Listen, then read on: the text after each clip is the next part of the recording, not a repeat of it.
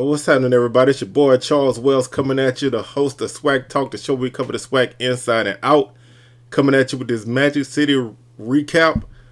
Before we get started, I want you to go ahead and check out that Facebook page, facebook.com/SWACtalk, twitter.com/SWACtalk76, instagram.com/SWACtalk. Check out the podcast on anchor.fm/SWACtalk. You can hit that up on Spotify, Stitcher, Breaker, Google Podcasts, Apple Podcasts, all those joints. Search SWACtalk, SWACtalk, one word.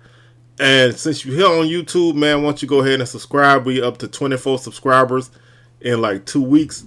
The 25th subscriber, I can't give you nothing but my heartfelt appreciation and thanks. So why don't you go ahead and take that and be around for me, man. I appreciate that. Want y'all like all these videos. Share them with your friends and your loved ones, your co-workers, and all your football fan buddies. And hit that notification bell so you can be alerted on any upcoming content, because I'm putting things up at least 3 times a week, so you won't miss out on anything that I drop. And with that out of the way, man, let's go ahead and talk about this game. Alabama A&M and Alabama State, Magic City Classic, Birmingham. Not in the fall time, but in the spring. Different. Felt different, looked different. A&M with those, I don't know, slate gray, steel gray uniforms.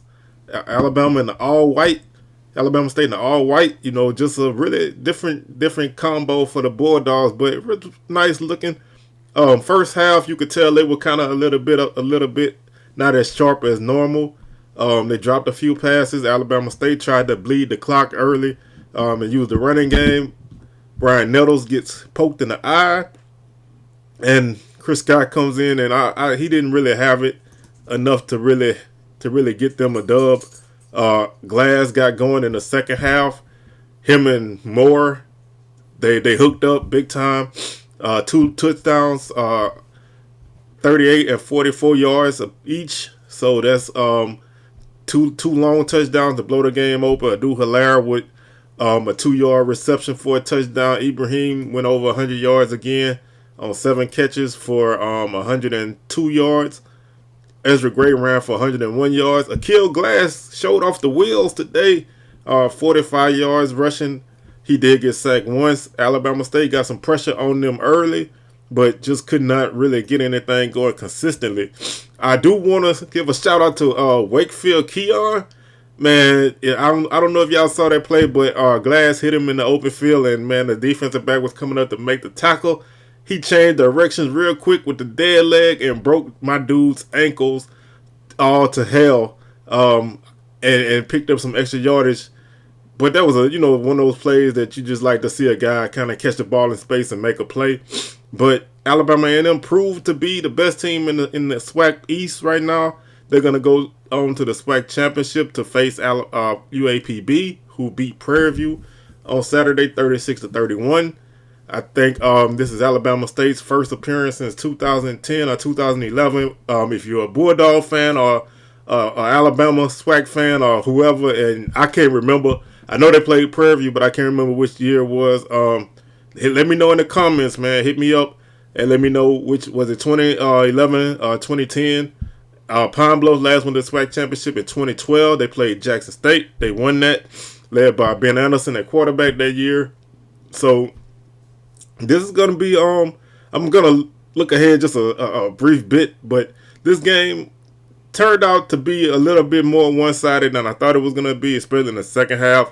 Alabama State, they appeared to have some things going, but they just couldn't really get it going consistently, and once they made a quarterback change, the continuity that they built up over the course of the season kind of went away. And they just never really got it going. The lack of a passing game really did them in. Defensively, they did all they could do. I think that block punt at the end of the first half and field goal, sending A&M into the halftime up 17-14, kind of changed the tone of the game. And then with a good offense like the Bulldogs have, if they're struggling, you can't struggle with them. And Alabama State was not getting it done on offense. And once the Bulldogs came out and started taking care of business in the second half, there was no way that Alabama State was going to be able to keep up. And they really did themselves in. If you kind of look at look at the second half play-by-play, you will see that Alabama State just never really got it going. They just never every drive they had ended in a punt basically.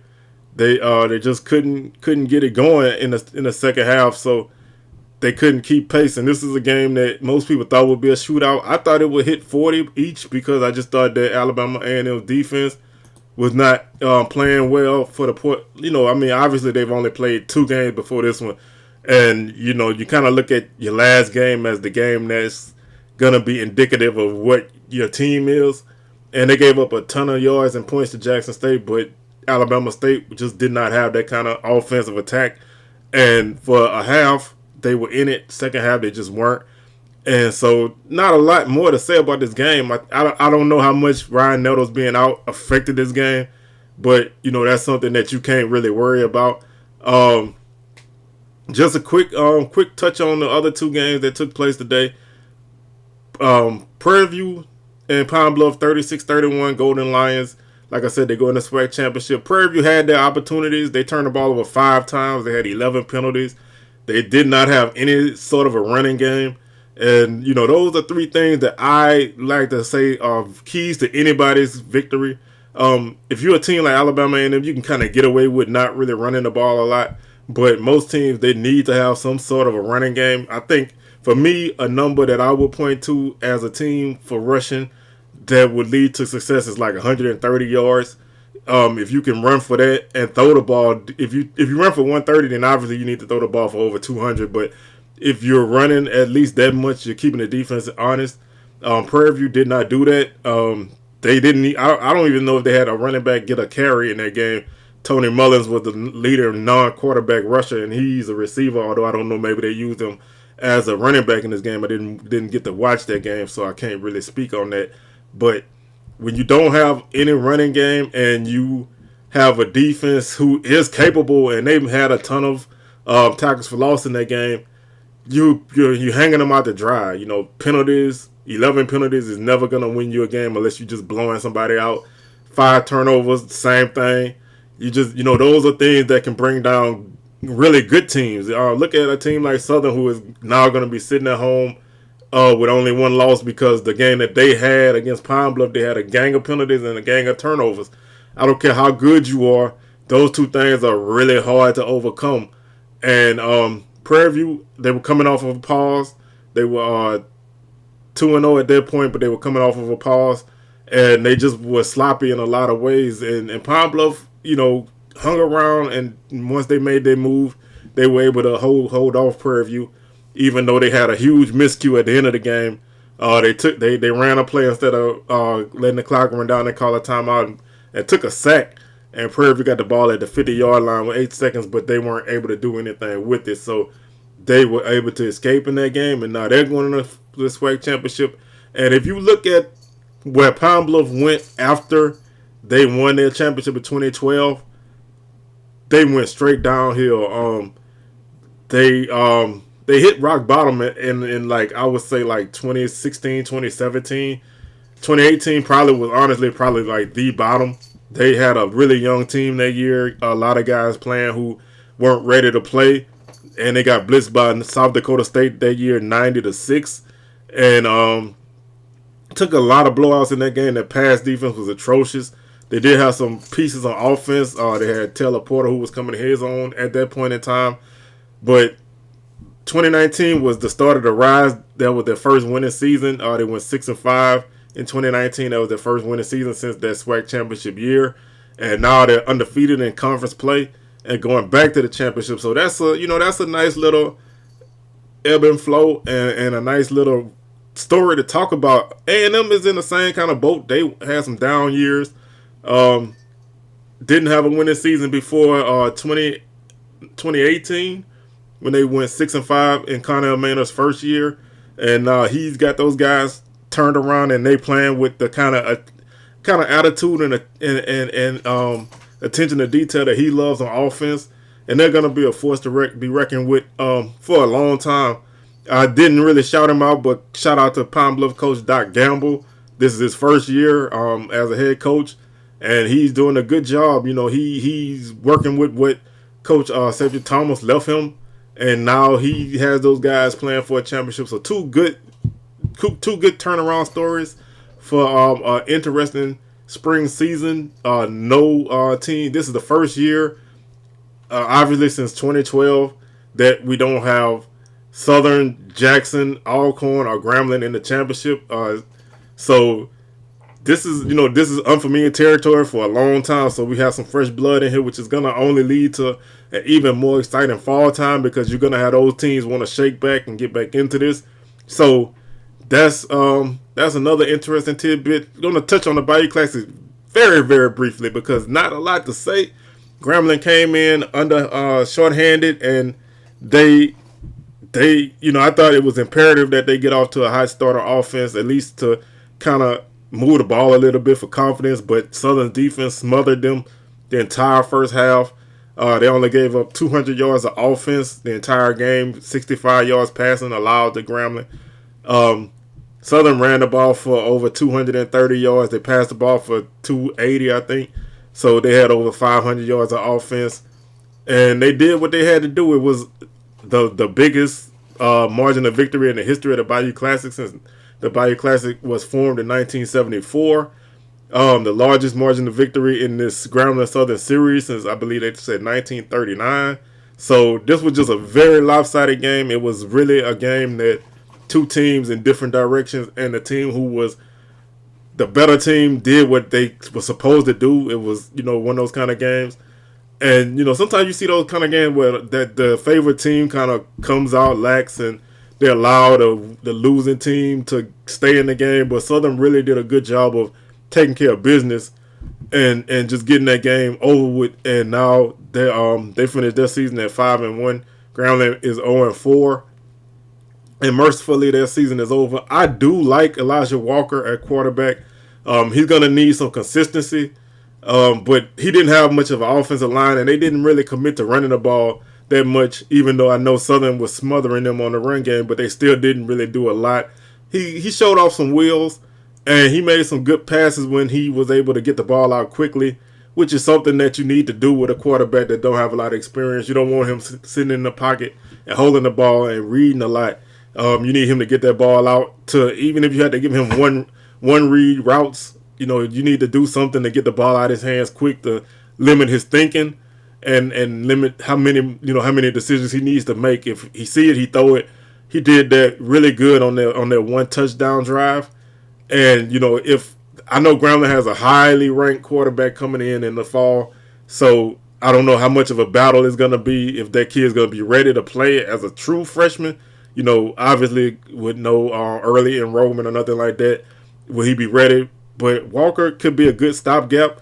This may have been, if you look in a couple of years, if you look back, this may have been a blessing in disguise to have a season like this. Get a lot of guys, reps who may not have been ready to play yet, but when the time comes, they will be ready. You may have found a quarterback in all this madness. You definitely still have some good running backs, and there's still some good pieces at receiver. And defensively, Grambling is always going to be solid when they have the numbers. So don't count Grambling out just because of this 0-4 season. This spring, like I said, it's almost like it counts. Don't get me wrong, it counts, but it's almost like a scrimmage type season. And, a team, everybody's kind of approaching it in their own different way. Obviously, when you step on the field, you want to win and you play to win. But it's also about finding guys to play and trying to, escape injury with your main guys. Southern had a lot of guys that didn't play this year. I think they were short 9 starters all season. So they had some younger guys playing. Jackson obviously has guys that aren't playing yet. Groundling has guys that aren't playing yet. A&M has guys that aren't playing yet. And then there's Alcorn who didn't play at all, and FAMU and Bethune-Cookman. So the fall is going to not be exactly like the spring was. If you finished at the top in the spring, you may not finish at the top in the fall. If you finish at the bottom in the fall, in the spring, you may not finish at the bottom in the fall.